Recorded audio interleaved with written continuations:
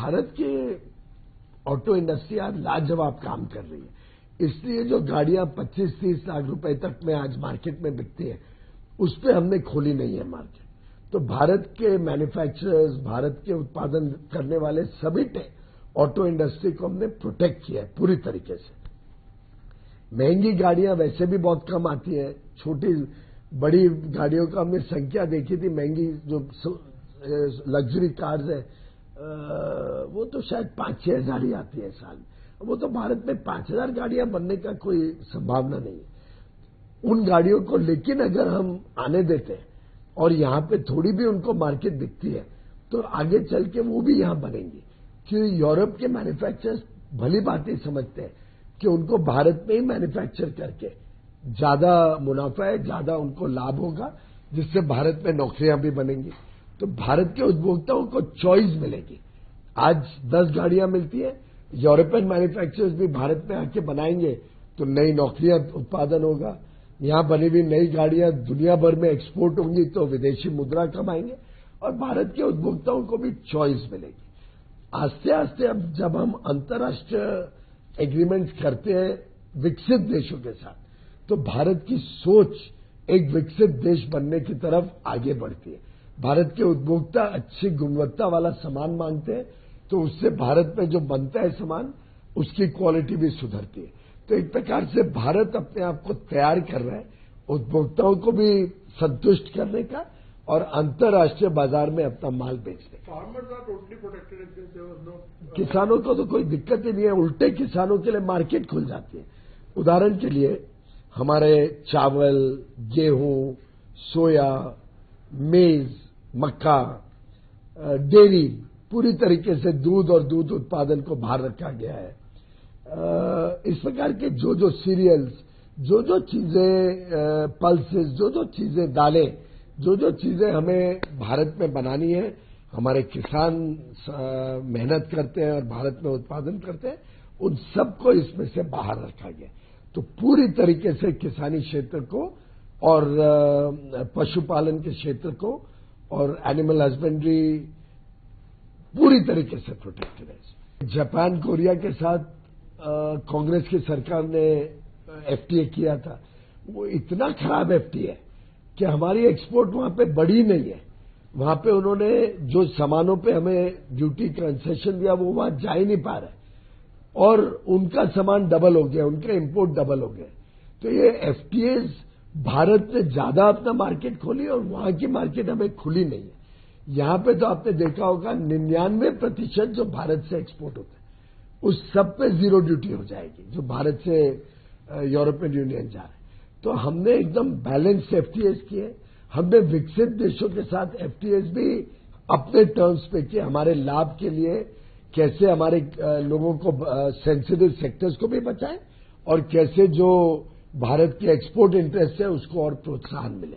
लेकिन हम कांग्रेस की तरह उन देशों के साथ एफटीए नहीं कर रहे जो हमारे साथ स्पर्धा करता है। हम ऐसे देशों के साथ नहीं कर रहे जिनकी लेबर कॉस्ट कम है और कल को हमारे मैन्युफैक्चरर्स को नुकसान हो जाए। कांग्रेस उस प्रकार के देशों के साथ एफटीए करता है।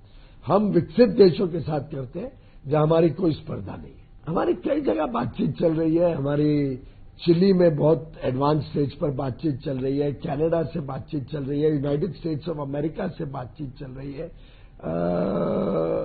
जीसीसी के खाड़ी के 6 देश मिडिल ईस्ट के, उनसे भी अब बातचीत जल्दी शुरू कर देंगे। तो अलग अलग देशों के साथ हमारी बातचीत चल रही है और भारत जो विकसित देश है जहां पे हमारे स्ट्रेटेजिक इंटरेस्ट है, जहां पे हमें पॉलिटिकल, जियोपॉलिटिकल भी लाभ होता है, उन देशों के साथ अपने संबंध और मजबूत करने में लगा। सर, अमेरिका के साथ जो डील है क्या वो जल्द हम सुन सकते हैं, हो सकती है? और क्या ये ईयू और आपकी जो डील हुई है ये सिग्नल है? मैंने कई बार इस बात का जिक्र किया है। हर डील, हर एफटीए अपने पैरों पर खड़ा होता है। अपने उसके फायदे नुकसान देखते हुए भारत तय करता है और कोई भी डील दूसरे डील पर ना तो निर्भर होती है, ना कोई डील कोई डेडलाइन के हिसाब से नेगोशिएट की जाती है। जब अच्छी डील हो जाए, दोनों तरफ को फायदा दिखे, विन विन हो, तब डील अवश्य खत्म हो जाती है। Can you update us on the status? बहुत सार्थक बातचीत चल रही है कई देशों के साथ, और आपको पूरा विश्वास दिला सकता हूं मैं कि भारत अपने हितों की रक्षा करते हुए नए बाजार भारत के लिए खोलेगा।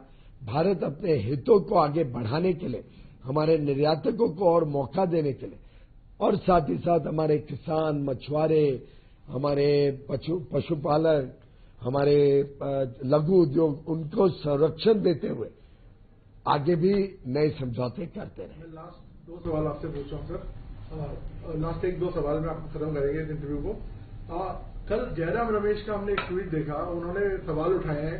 उन्होंने कहा है कि आप लोगों ने मतलब फुल फ्लेज उसको नेगोशिएट नहीं कर पाए। ऐसा है, वो अंगूर खट्टे हैं वाली बात है। 2006 से बातचीत शुरू की, 7 में लॉन्च की, 13 में छोड़ दी। उनमें तो साहस ही नहीं था, हिम्मत ही नहीं था एग्रीमेंट करने का। डर के मारे यूपीए और कांग्रेस की सरकारें कभी निर्णय नहीं ले पाती थी। और जयराम रमेश जी तो वैसे एंटी डेवलपमेंट माने जाते हैं, आपने देखा ही है। एक पर्यावरण मंत्री के नाते उन्होंने देश का पूरे विकास यात्रा को ठप कर दिया था। तो कांग्रेस का ट्रैक रिकॉर्ड इतना खराब है। जयराम रमेश जी जैसे मित्र और कांग्रेस जैसी पार्टियां तो भारत को चाइना के साथ एफटीए करने को मजबूर कर रही थी। मैं तो उनको सामने ये सवाल पूछना चाहता हूं कि आपने कैसे सोचा भी कि regional comprehensive economic partnership RCEP, जहां चाइना और एफटीए, चाइना और भारत के बीच एक प्रकार से एफटीए हो रहा था, उसमें भारत को झोंकने की हिम्मत कैसे की? ये पाप कैसे कांग्रेस ने किया? कांग्रेस से जवाब देना चाहिए जनता को, जो पाप करने जा रहे थे चाइना और भारत के बीच एफटीए करके भारत के हितों को पूरी तरीके से ध्वस्त कर देते। ये है कांग्रेस का ट्रैक रिकॉर्ड। राहुल गांधी कहते हैं कि डेड इकोनॉमी है, 2 बार रिपीट कर चुके हैं। भाई, दुनिया की फास्टेस्ट ग्रोइंग वर्ल्ड इकोनॉमी। आपने ईयू कमीशन के प्रेसिडेंट, ईयू काउंसिल के प्रेसिडेंट के वक्तव्य सुने, कितना उत्साह था उनमें भारत के साथ संबंध सुधारने का। आज 7-8% पे तो दुनिया की कोई और इकोनॉमी ग्रो नहीं कर रही है भारत के अलावा। आज पूरे विश्व को भारत के साथ संबंध बढ़ाने के उत्साह है। ये तो मैं मानता हूं एक प्रकार से देश के अंदर ही लोग ऐसे बैठे हुए हैं, राहुल गांधी जी जैसे, जयराम रमेश जी जैसे, जो अपने ही देश को नीचा दिखाते हैं और अपने ही देश की उपलब्धियों को नकारात्मक सोच के साथ देखते हैं। ये नहीं देख पाते हैं कि देश कैसे आगे बढ़ रहा है, कैसे 25 करोड़ लोग गरीबी की रेखा से बाहर निकले, कैसे आज देश का युवा युवती उत्साह के साथ नए स्टार्टअप में जॉब क्रिएटर बन रहे हैं, कैसे आज देश भर में इंफ्रास्ट्रक्चर का बड़ा विस्तार हो रहा है। एक तरफ लोगों का जीवन आगे बढ़ रहा है, जीवन सुधर रहे हैं, आमदनी बढ़ रही है। दूसरी तरफ हमने टैक्सेस कम किए, इनकम टैक्स कम किया, जीएसटी कम किया, लोगों पे भार कम किया, उनको और समृद्ध बनाने के लिए उनके और क्षमता बढ़ाने की लगातार कोशिश कर रहे हैं, कौशल विकास कर रहे हैं। नई नीतियों से हम नई शिक्षा नीति से लोगों को आत्मनिर्भर बना रहे हैं। ये देश अब तेजी से निकल पड़ा है। कांग्रेस की नकारात्मक सोच अब देश को रोक नहीं पाएगी। वो सोच ने ही इस देश को दशकों तक पिछड़ा रखा। अब भारत का कोई समझदार व्यक्ति कांग्रेस के सोच के झांसे में नहीं आए।